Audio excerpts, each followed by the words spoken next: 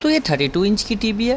Problem इसमें white display आ रही है। इस प्रॉब्लम को कैसे सॉल्व कर सकते हैं इसके बारे में जानने वाले हैं। सबसे पहले मैं दिखा दूं, इसमें एक टिकॉन बोर्ड लगा हुआ है, ये मदरबोर्ड लगी हुई है और डबल कॉफ का ये पैनल लगा हुआ है। ठीक है, अब इसमें दिक्कत क्या है यही मैं बताने वाला हूँ। सबसे पहले हम यहाँ क्या करेंगे, टिकॉन बोर्ड को आपको एक बार चेंज कर देते हैं। कभी कभार होता है कि इसमें टिकॉन बोर्ड में भी फॉल्ट आ जाती है जिसकी वजह से प्रॉब्लम आती है। ठीक है, तो यहाँ पर हम टिकॉन बोर्ड को रिप्लेस कर देंगे। ये मेरे पास पैनल फॉर्म में आई थी टीवी, मदरबोर्ड हम अलग से लगाए हैं। पैनल फॉर्म के मतलब बॉडी में ओनली फॉर पैनल आते हैं उसका है।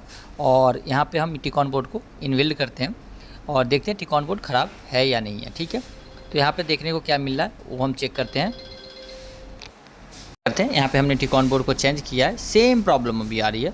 अब मैं इसके अंदर एक फॉल्ट दिखाता हूँ कि क्या दिक्कत है। ठीक है, अब हम इसको जूम करते हैं। जैसे ही यहाँ पे देख सकते हो एक रेजिस्टेंस लगी है और ये जली हुई है। रेजिस्टेंस देख सकते हो आप में, रेजिस्टेंस जली है और इसके अंदर दोनों कॉप भी जले हुए हैं। तो हम यहाँ पे क्या करेंगे, इस टीवी को डिसमेंटल करेंगे। डिसमेंटल मतलब कि हम पैनल को उतारेंगे बॉडी के ऊपर से।